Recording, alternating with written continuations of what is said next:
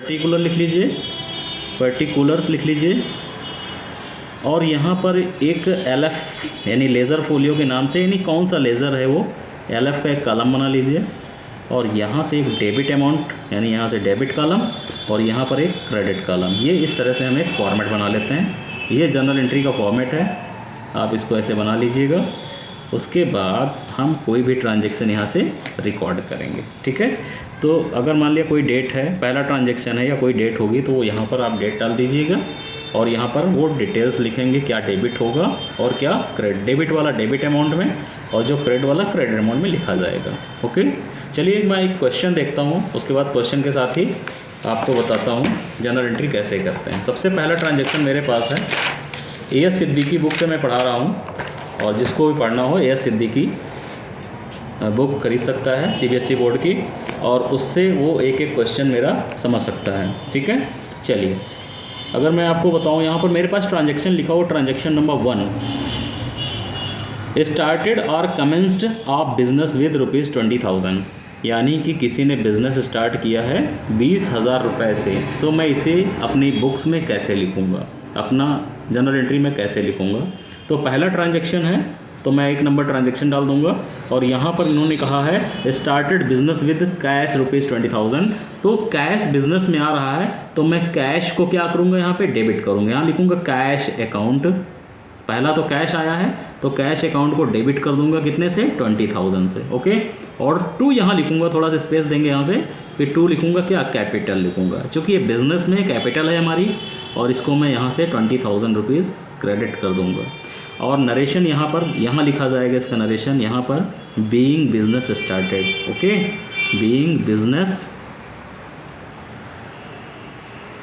Started, ये हो गया आपका पहला ट्रांजैक्शन, आपको ऐसे लिख देना है। ओके, ये आपकी जनरल एंट्री होगी। कैश डेबिट इसलिए हो रहा है क्योंकि कैश फॉर्म में आ रहा है, और हमने अभी थोड़ी देर पहले बताया था कि कैश जो भी असेट्स है, कैश क्या है, हमारी असेट्स है। कौन सी असेट्स है, करंट असेट्स है। प्रीवियस लेक्चर अगर आप पढ़ेंगे हमारा, तो आपको पता चल जाए कैश हमारी करंट असेट्स होती है, और करंट असेट्स आपकी आ रही है यानी डेबिट होगा कैश, और कैपिटल आपकी क्या है, कैपिटल क्या है, जो कि क्रेडिट होगा। ये लाइबिलिटी साइड का आइटम है, और ये क्रेडिट होगा।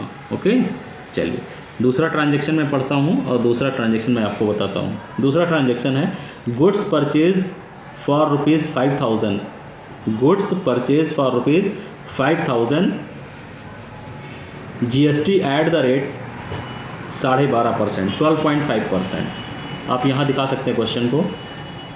बेसिकली ये पुरानी बुक है, इसमें अभी वैल्यू एडेड टैक्स लिखा हुआ है, और हम इसको आप GST कर लेंगे, परचेज के साथ GST आएगा। तो हम आपको बता रहे हैं गुड्स परचेज ऑफ ₹5,000, और उस पर GST लग रही है 12.5%, ये मान के चलते हैं, ठीक है। जहाँ पर वैल्यू एडेड ये वैट लिखा हुआ है, वहाँ पर हम GST कर लेंगे, कितने %, 12.5%। चलिए मैं इसकी एंट्री आपको बताता हूँ। गुड्स परचेज ऑफ ₹5,000, अगर गुड्स परचेज किया है तो आप यहाँ पर परचेज को डेबिट करिए, क्योंकि परचेज हमारा क्या हो गया, एक्सपेंसेस हो गया। क्या हो गया, परचेज एक्सपेंसेस हो गया, एक्सपेंसेस ऑलवेज डेबिट। तो मैं लिखूँगा यहाँ पे परचेज अकाउंट, यहाँ से क्या कर दूँगा, डेबिट, कितने रुपए से, 5,000 से। ये 5,000 रुपये हमने परचेज किए हैं, और परचेज किए हैं, और ये यहाँ पर नाम नहीं दे रहा है, देखिए नाम नहीं दे रहा है, तो इसका मतलब क्या है, हमने कैश में परचेज किया है, तो परचेज तो डेबिट हो गया। जब देखिए परचेज तो डेबिट हो गया, तो क्रेडिट क्या हो गया, टू कैश, यानी कैश आपके पास से जा रहा है, कितना, 5,000 रुपीज़। एक तो ये सिंगल एंट्री हो गई, यानी 5,000 का परचेज किया और 5,000 रुपये चले गए, 5,000 का गुड्स आ गया और 5,000 कैश चले गए, ये बिना GST का था। मैं इसी की दूसरी एंट्री बता रहा हूँ, अब GST लगा करके। जब भी आप परचेज करिएगा, दूसरी एंट्री बता रहा हूँ फिर से इसी में, ये विदाउट GST है, अब विद GST देखिएगा।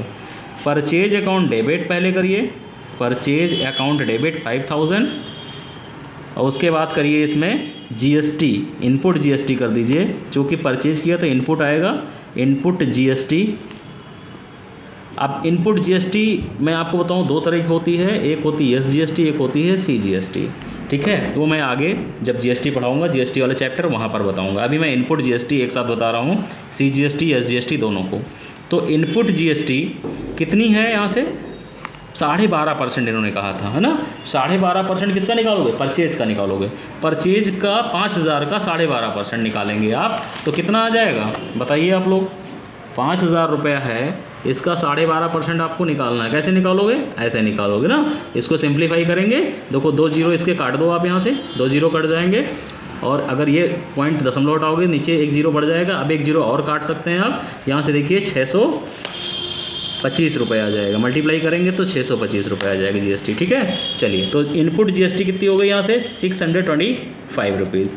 और टू कैश क्या हो जाएगा? बाकी सारा पैसा आपको देना पड़ेगा, तो पैसा जाएगा तो टू कैश हो जाएगा कितने रुपए से? 5,625 रुपये से, 5,625, है ना। चलिए, नरेशन क्या लिखेंगे? बीइंग गुड्स परचेज्ड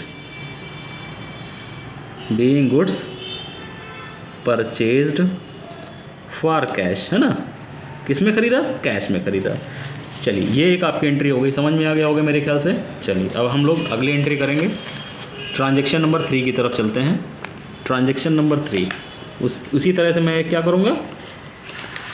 डेट का कॉलम बनाऊँगा ऐसे, जैसे बनाया था मैंने। ये डेट है ना। ये यहाँ पर पर्टिकुलर है, ये पर्टिकुलर हो गया।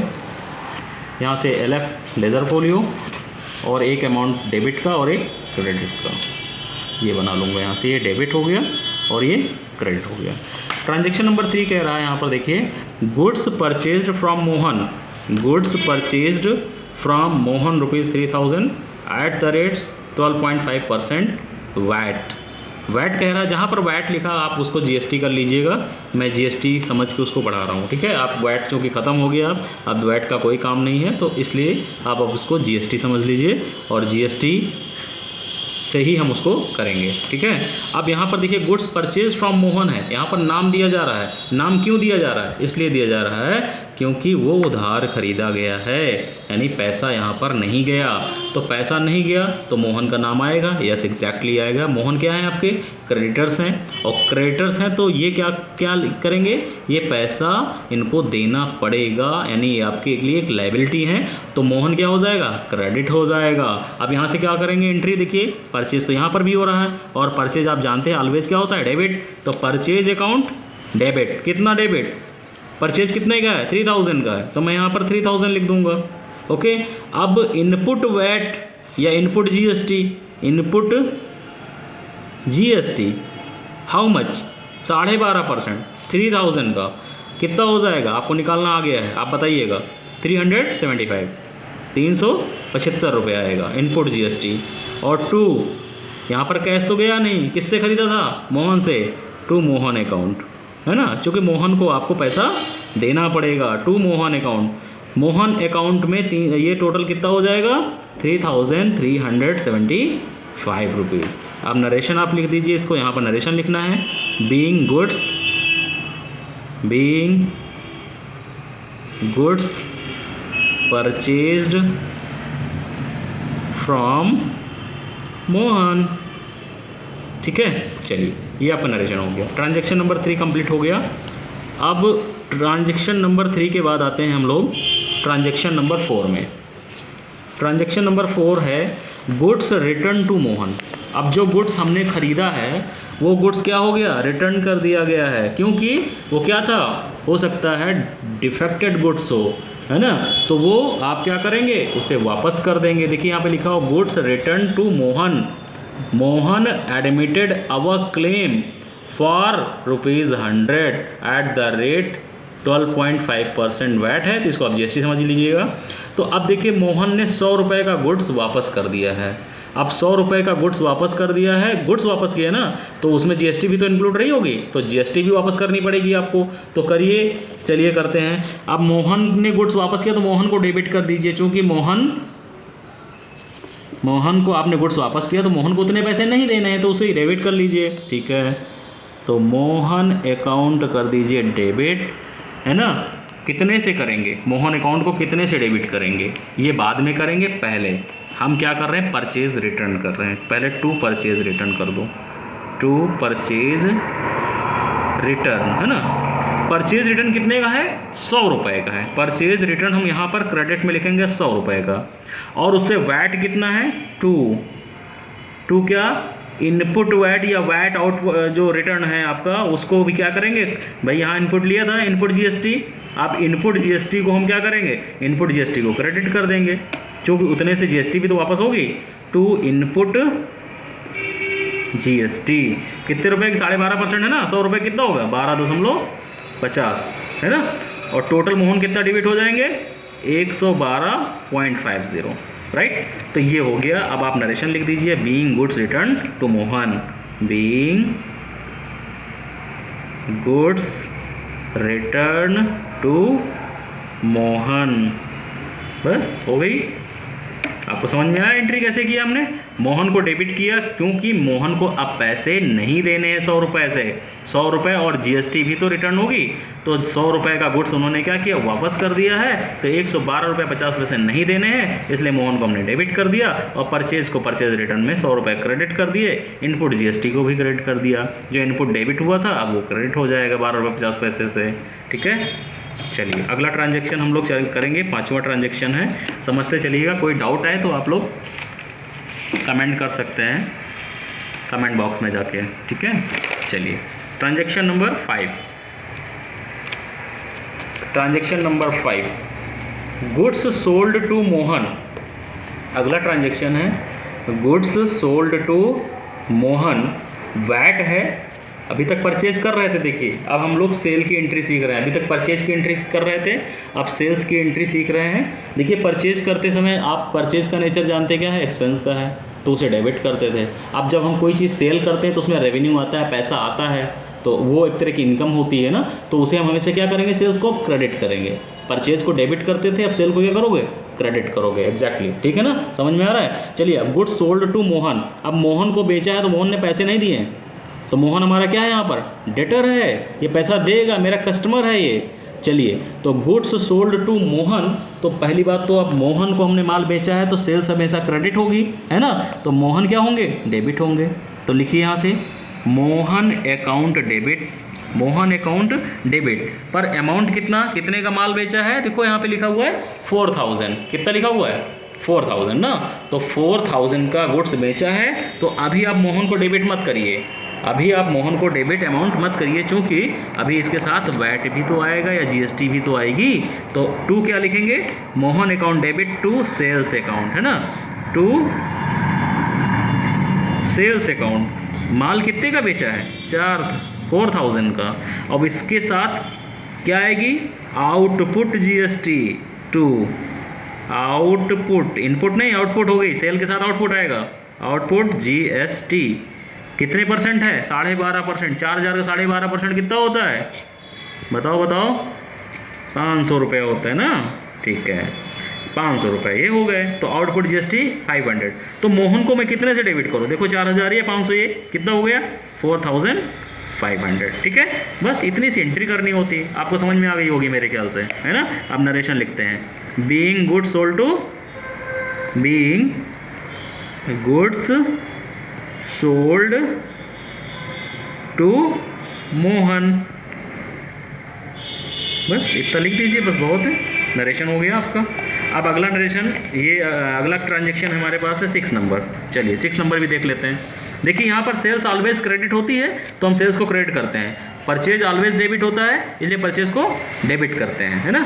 मोहन से जब पैसे लेने हैं मुझे, मेरा कस्टमर है, तो उसे डेबिट किया जाएगा। और जब मोहन को मुझे पैसे देने हैं तो मोहन क्रेडिटर है मेरा, उसे क्रेडिट किया जाएगा। यानी जब परचेज करेंगे तो मोहन क्रेडिटर बन जाएगा। जब परचेज किया मोहन से तो मोहन हमारा क्रेडिटर हो गया, और जब मोहन को मैंने माल बेचा तो मोहन हमारा डेटर हो गया। तो डेटर क्रेडिटर आपको समझ में आ गया होगा जी। ठीक है, ट्रांजैक्शन नंबर 6 की तरफ चलते हैं हम। ट्रांजैक्शन नंबर 6 यहाँ पर है, देखिए यहाँ पर दिखाइए जरा। ट्रांजैक्शन नंबर 6, ट्रांजैक्शन नंबर 6 में देखिए क्या लिखा हुआ है? Furniture purchased. अब ये फर्नीचर जो परचेज किया गया है, किससे किया नहीं मालूम। इसका मतलब ये कैश में ख़रीदा गया है। किस में ख़रीदा गया? कैश में ख़रीदा गया होगा, तभी तो उसका नाम नहीं दिया, है ना। तो फर्नीचर क्या है हमारी? ये कोई गुड्स होती तो गुड्स के बारे में लिखता, लेकिन अगर जब कुछ न दिया हो तो आप ये समझिए फर्नीचर हमारे बिजनेस में यूज़ होगा, उसके लिए फर्नीचर खरीदा है। ओके, तो हमने जब ये फर्नीचर खरीदा है तो नया फर्नीचर खरीदा है और अपने बिजनेस में इस फर्नीचर को यूज़ करेंगे। दैट मीन्स हम ये कहना चाहते हैं फर्नीचर हमारी क्या है, असेट्स है। अब फर्नीचर मेरा असेट्स है तो आप जानते हैं हमने आपको रियल अकाउंट के लिए बताया था कि फर्नीचर या कोई असेट्स आए तो डेबिट और कुछ उसके बदले में जाए तो क्रेडिट। तो बदले में क्या जाएगा, अगर आपने फर्नीचर खरीदा है तो पैसा ही दिया होगा ना, बिल्कुल दिया होगा। तो furniture account debit to cash account. चलिए देखिए यहाँ पर कॉपी पे, तो ये आप यहाँ से लिखेंगे फर्नीचर अकाउंट डेबिट, कितने का खरीदा, 3000 का ना, 3000, और टू कैश अकाउंट, तो कैश अकाउंट में आपके कैश चला गया 3000 रुपये। नरेशन आप लिख लीजिए बीइंग फर्नीचर परचेज्ड, है ना, ये आप लिख सकते हैं।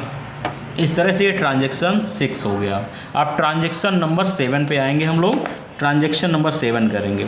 चलिए 7 नंबर ट्रांजैक्शन है, यहाँ पर देखिए मशीनरी सोल्ड, क्या लिखा हुआ, मशीनरी सोल्ड, कितने की, 12,000 की। अब मशीनरी बेची है तो पैसा आया होगा, तो जस्ट अपोजिट है, देखिए कॉपी पे, जब मशीनरी बेची तो पैसा आया ना, तो यहाँ पे क्या लिखेंगे, कैश अकाउंट डेबिट। क्यों डेबिट कर रहे हैं, क्योंकि कैश आ रहा है। कैश कितना आएगा, 12,000 का मशीनरी बेचा है आपने, तो 12,000 आएंगे कैश, और टू मशीनरी आपकी चली जाएगी, टू मशीनरी अकाउंट, है ना। बहुत सिंपल है जनरल करना, बहुत सिंपल है, बस एक बार आप समझ जाइए। 12,000 रुपये, नरेशन लिख लीजिए बीइंग मशीनरी सोल्ड, बस being machinery sold, okay, that's it. तो ये हो गए हमारे 7 ट्रांजैक्शन, और अब मैं 8वां ट्रांजैक्शन आपको बताने वाला हूँ। 8वां ट्रांजैक्शन है, चलिए पहले फॉर्मेट बना लेता हूँ। यहाँ से देखिए फॉर्मेट आता है, सबसे पहले डेट, है ना, याद हो गया होगा ना आपको, सबसे पहले डेट, डेट के बाद आता है पर्टिकुलर्स, फिर आता है एलएफ, एलएफ मतलब लेज़र फोलियो ना, वो आपको एज ए फॉर्मेट आपको लिखना ही पड़ेगा, लेज़र फोलियो, है ना। और एक कॉलम होता है डेबिट का और एक कॉलम होता है क्रेडिट का। यहाँ पर आप डेबिट कर दीजिए, यहाँ पे क्रेडिट कर दीजिए, इसको एलएफ कर लीजिए, लेज़र फोलियो, है ना।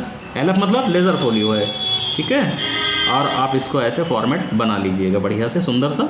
हमसे तो बहुत अच्छा नहीं बन रहा, लेकिन आप सुंदर सा बनाइएगा स्केल वगैरह से रख के, ठीक है। अब हम ट्रांजैक्शन नंबर देखिए 8 की तरफ चलते हैं, आप उसको समझने केवल प्रयास करिए। 8 नंबर ट्रांजैक्शन है, यहाँ पर देखिए बुक में ट्रांजैक्शन नंबर 8 में लिखा हुआ है सैलरी पेड। सैलरी क्या है, कोई ऑर्गेनाइजेशन उसके यहाँ एम्प्लॉय काम कर रहे हैं और उन एम्प्लॉय को सैलरी पे करता है, तो उस ऑर्गेनाइजेशन के लिए क्या है सैलरी, वो एक्सपेंसेस है, और सैलरी हमेशा एक्सपेंस ही होता है, याद रखिएगा आप लोग।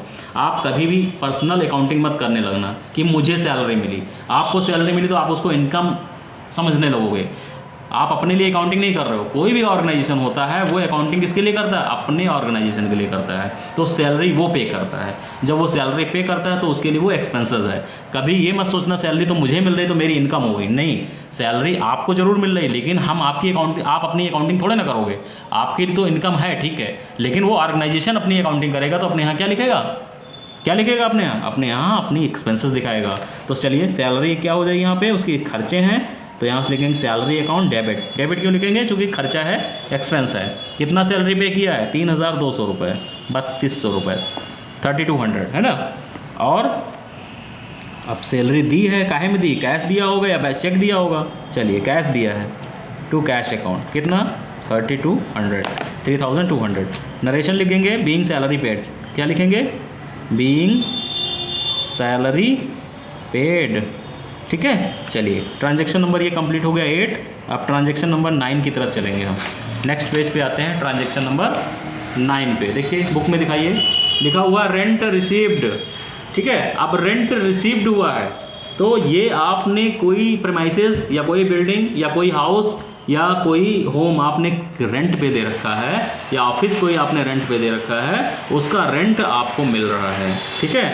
तो वो रेंट आप रिसीव कर रहे हैं, तो रेंट आपकी इनकम है। यहाँ पर क्या है, रेंट इनकम है, और मिला किस रूप में, कैश में मिला है। तो लिख लीजिए कैश अकाउंट डेबिट, कितना मिला है रेंट आपको, 2,000, तो 2,000 डेबिट कैश हो गया, और टू रेंट रिसीव्ड अकाउंट या rent account, to rent account, आपको रेंट मिला है ना, तो रेंट यहाँ से इनकम हो गई।